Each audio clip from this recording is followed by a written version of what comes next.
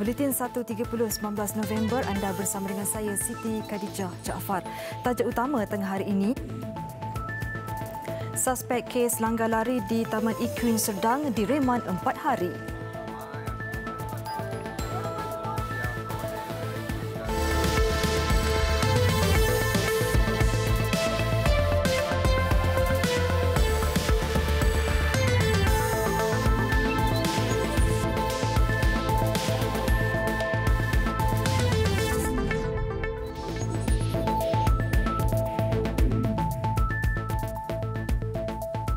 Assalamualaikum dan salam sejahtera. Suspek kes langgar lari di Taman Equine Serdang semalam yang mengorbankan seorang pelanggan restoran dan mencederakan 4 yang lain direman selama 4 hari. Perintah reman dikeluarkan oleh penolong pendaftar Hairul Azhar Muhammad Ishak di Mahkamah Petaling Jaya pagi tadi. Perintah tahanan reman terhadap suspek sehingga Khamis ini dikeluarkan mengikut Seksyen 117 Kanun Acara Jenayah. Mahkamah membenarkan reman bagi tempoh itu bagi membantu siasatan kes mengikut Seksyen 41-1 Akta Pengangkutan Jalan 1987.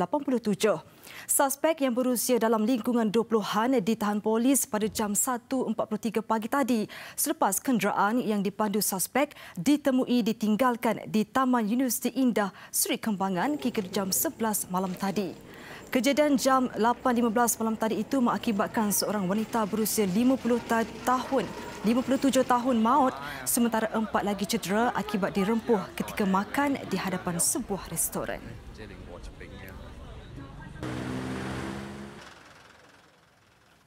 Kejadian tadi, sebuah pacuan 4 roda lebih kurang jam 8 suku memandu melalui jalan Equine 9C menyusul terus ke bawah ni. 9B. Ini 9B dan mangsa yang mati itu jatuh dalam rebah apabila langgar. Kenderaan tersebut dia tidak berhenti, meneruskan perjalanan dan melanggar ada mangsa yang cedera di sana. Yang di sini dua orang, seorang meninggal tempat kejadian, seorang lagi kita bawa ke Hospital Serdang. Dan seterusnya suspek melanggar di hadapan lebih kurang 50 meter dan mangsa pun cedera, hantar Hospital Serdang. Seterusnya tidak memberhentikan juga kenderaan, suspek melanggar 3 buah kenderaan. Mangsa berusia 57 tahun yang maut dikenali sebagai Wong So Lin, manakala yang cedera 2 wanita, Wong Mei Hua 36 tahun dan Lei Kok Lu 77 tahun, serta 2 lelaki dikenali sebagai Vial Siang Mung 33 tahun warga Myanmar dan Leong Eng Hau 35 tahun. Kesemua mangsa dihantar ke Hospital Serdang. Suspek pada kes bunuh bayi 11 bulan adik Nur Muazzara Ulfa Muhammad Zainal disambung reman 7 hari lagi. Perintah lanjutan reman itu dibenarkan sehingga Isnin depan bagi membantu siasatan kes di bawah Seksyen 302 Kanun Kesesaan kerana membunuh. Perintah lanjutan reman itu dibenarkan pendaftar Mahkamah Kajang Sharifah Fazilah Zulkifli bermula esok. Terdahulu suspek direman 5 hari bagi membantu siasatan kes yang dijalankan mengikut Seksyen 31-1 A Akta Kanak-Kanak 2001. Bagaimanapun kes diklasifikasi semula mengikut Seksyen 302 Kanun Kesesaan, seksaan kerana membunuh. Berikutan itu, suspek direman 7 hari bermula Selasa lalu. Sementara itu, reman isteri suspek iaitu pengasuh kepada mangsa yang berakhir semalam juga telah dilanjutkan selama 7 hari bermula hari ini sehingga Ahad. Nur Muazzara Ulfa Muhammad Zainal 11 bulan meninggal dunia pada 9 November lalu selepas 2 hari menerima rawatan di Hospital Serdang. Laporan bedah siasat mendapati ada kesan objek tumpul di kepala selain kesan penderaan seksual dengan kesan koyakan pada kemaluan dan dubur mangsa. Mangsa disahkan meninggal dunia akibat keretakan pada tempurung kepala. Bekas Perdana Menteri Datuk Seri Muhammad Najib Tun Razak hadir ke Ibu Pejabat Suruhanjaya Pencegahan Rasuah Malaysia SPRM pagi tadi untuk memberi keterangan berhubung siasatan kes pemasangan panel tenaga solar sekolah di Sarawak. Kenderaan yang membawa Datuk Seri Najib memasuki perkarangan bangunan SPRM kira jam 9.23 pagi tadi. Sebelum ini beliau telah hadir beberapa kali ke SPRM untuk memberi keterangan berhubung beberapa kes dengan kali terakhir pada 8 November lalu. 20 September lalu, Datuk Seri Najib didakwa atas 25 pertuduhan termasuk 4 salah guna kedudukan membabitkan rasuah dan 21 aktiviti pengubahan wang haram yang membabitkan nilai kira-kira 2.3 bilion ringgit. Ahli Parlimen pekan itu bagaimanapun mengaku tidak bersalah dan mohon dibicarakan.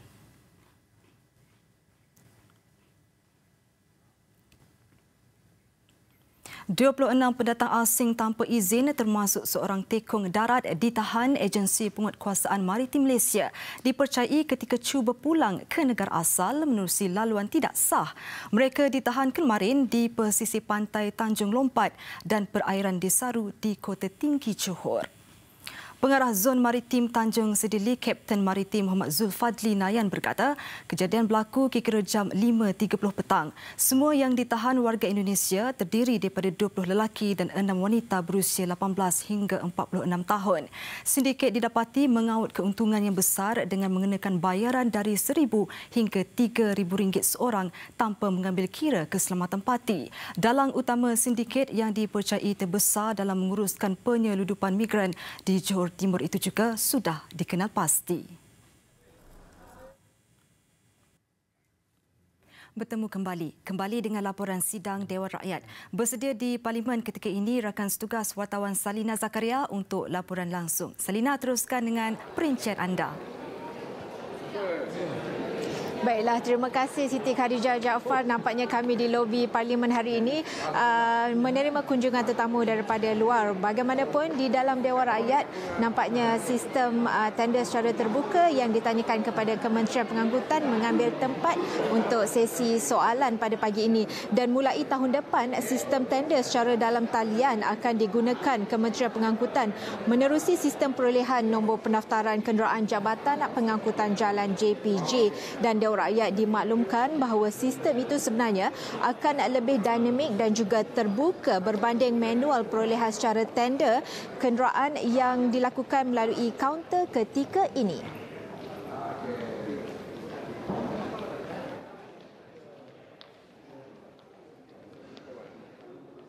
Pertama, orang ramai menerusi sistem ini boleh melihat tawaran harga yang ditawarkan oleh semua penanda yang lain. Yang kedua, orang ramai boleh menaikkan harga tawaran masing-masing mengikut kemampuan berdasarkan harga tawaran daripada orang lain. Yang ketiga, pemenang akan diumumkan dan akan dapat dilihat oleh semua penanda secara terus dan pada masa sebenar.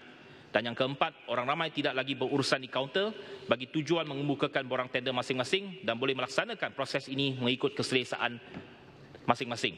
Katanya keseluruhan proses kajian perolehan sistem baru ini dijangka siap dalam tempoh 3 hingga 6 bulan dan akan digunakan pada awal tahun depan.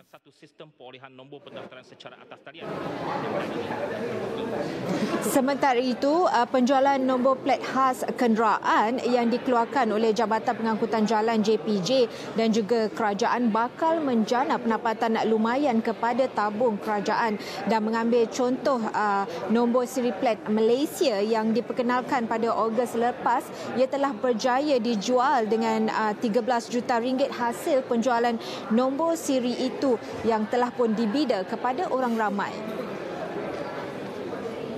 Katakan, kita melihat ini sebagai satu punca pendapatan kepada kerajaan. Mengapa letak satu harga untuk katakan nombor single digit ada RM10,000? Itu nombor-nombor yang cukup digemari. Kalau kita tidak meletakkan satu nombor harga minima, ia seolah-olah nombor itu tidak bernilai. Jadi kita meletakkan satu harga minima dan kita membiarkan supaya satu sistem tender dilaksanakan. Dan untuk makluman, nombor-nombor ini boleh dan ada potensi untuk menjanakan hasil yang lumayan kepada pihak kerajaan. Katanya sebelum ini kira-kira 39 nombor pendaftaran khas dikeluarkan NGO dan persendirian dengan bayaran hanya berjumlah RM1 juta. Ia merugikan memandangkan nombor pendaftaran khas seperti Siri Malaysia berjaya menjana lebih RM13 juta selepas dibida. Justru semua nombor pendaftaran khas itu akan dikelolakan kerajaan.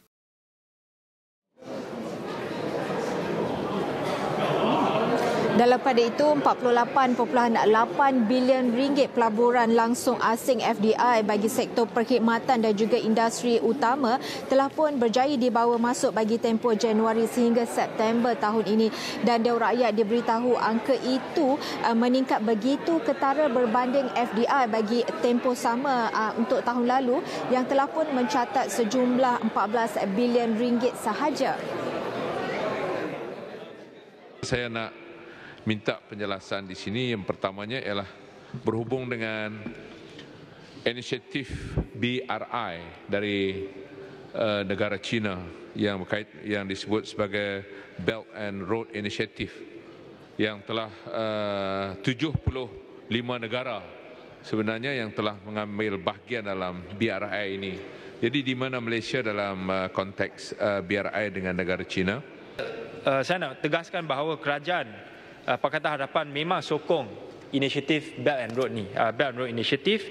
Tetapi cuma apa yang saya nak tegaskan ialah cara untuk menggalakkan FDI ini daripada negara China akibat daripada BRI ini ialah untuk menegaskan 3 perkara. Nombor satu ialah kita nak galakkan pelaburan yang high teknologi dan tidak mencemahkan environment ataupun persekitaran di Malaysia. Yang kedua ialah kita hendak pelaburan yang memberi peluang kepada SME. Katanya bagi sektor perkilangan, China mencatat FDI tertinggi berjumlah 6.6 bilion ringgit, diikuti Korea 2.4 bilion ringgit, Jepun 1.6 bilion ringgit dan Singapura 0.8 bilion ringgit.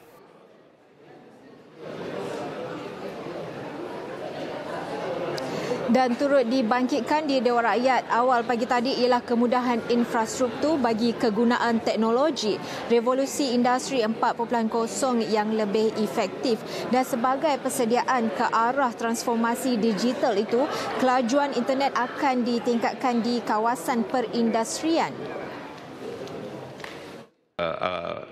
Digital transformation ini merupakan sesuatu yang terkesan dalam seluruh business environment pada hari ini. Apakah kita sudah bersedia dalam semua teknologi-teknologi tersebut atau kita masih lagi dalam peringkat penyelidikan untuk menentukan kegunaannya dalam negara kita? Untuk memastikan infrastruktur itu diwujudkan supaya boleh teknologi ataupun industri 4.0 ni diguna pakai ataupun digunakan lebih efektif. Contoh hari ini kalau kita lihat kelajuan internet untuk dipanggilkan untuk for transportation data dengan izin adalah kelajuan paling terendah di antara negara ASEAN, ya, di mana kita ada satu bottleneck. Jadi kita sedang merancang untuk memastikan bottleneck the last mile ni dengan izin untuk ditingkatkan lagi untuk menaikkan dia punya laju kelajuan kepada 100 GB per second. Dan baiklah, sebelum sesi Dewan Rakyat berakhir tadi, berlaku sedikit ketegangan di antara ahli-ahli parlimen di dalam Dewan berhubung isu ISET. Walau bagaimanapun, isu itu berjaya akhirnya ditenangkan oleh speaker hari ini iaitu Dato' Muhammad Arif. Dan itu sahaja laporan daripada Dewan Rakyat saya hari ini bersama dengan rakan tugas Amirah Hakim Lokman. Assalamualaikum, kita kembali kepada anda di Seri Pentas. Terima kasih rakan tugas Salina Zakaria langsung dari Parlimen ke laporan yang seterusnya. Dana Perlindungan Kesihatan B40 yang diumumkan pada Belanjawan 2019 akan dimuktamadkan dan butirannya diumumkan sekitar awal tahun depan.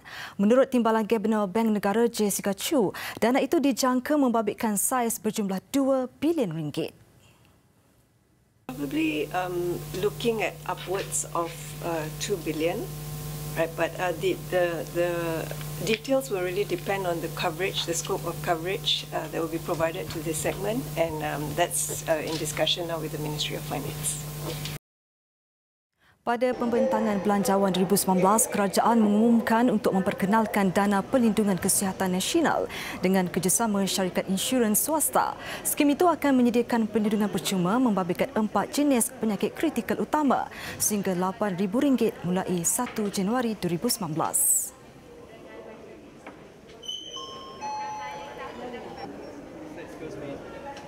Pengaliran keluar dana asing daripada pasaran ekuiti di Bursa Malaysia meningkat kepada RM417.23 juta pada minggu lalu. Angka itu berbanding RM182.9 juta yang direkodkan minggu sebelumnya. Menurut MIDF, Amanah Investment Bank Berhad Research, sentimen pelabur terjejas berikutan kelemahan harga minyak mentah Brent yang berada pada aliran menurun selama 6 hari berturut-turut selain kemerosotan saham berasaskan saham teknologi di Wall Street. Bagi bulan November, pihaknya telah menyaksikan aliran keluar bersih dana asing sebanyak RM421.8 juta. Katanya meskipun dengan jumlah jualan ekuiti tempatan yang mencecah RM10.37 bilion, sehingga kini, aliran keluar dana Malaysia kekal kedua paling rendah dalam kalangan 4 pasaran ASEAN lain. Sehingga 12.30 tengah hari tadi, indeks FBM-KLCI diniagakan pada 1,700.03, turun 6.35 mata. Yayasan EcoWorld bekerjasama dengan Hospital Mata Nasional Tun Hussein On dan yayasannya untuk memberikan cermin mata percuma kepada pelajar kurang berkemampuan. Sumbangan RM17,400 diperuntukkan bagi 6 buah sekolah di sekitar Lembah Kelang. Menerusi projek bantuan pelajar EcoWorld, 2,045 pelajar diperiksa dan 139 pelajar dari golongan berpendapatan rendah mendapat bantuan cermin mata. Dengan penyampaian cermin mata ini adalah menjadi hasrat ide kami untuk membantu mereka yang kurang mampu dengan membekalkan cermin mata percuma kepada mereka. Yayasan EcoWorld turut menaja 3,000 pelajar dengan sumbangan RM4 juta setiap tahun. Pemberian cermin mata percuma tidak terhad kepada 6 buah sekolah, malah pelajar kurang mampu yang menyertai program bantuan EcoWorld turut menerima bantuan berkenaan.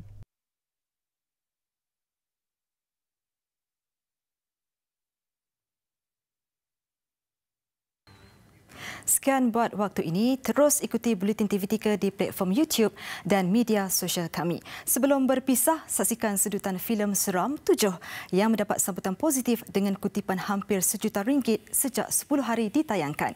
Saya Siti Khadijah Jaafar. Salam hormat dan Assalamualaikum.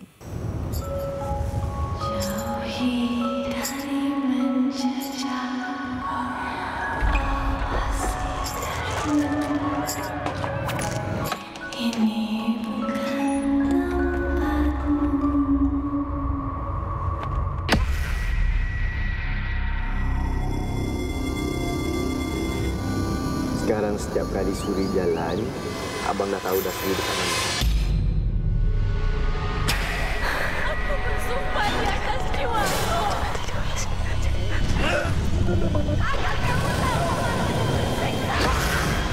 Katakan dengan aku sekarang, apa yang dah jadi dengan Suri?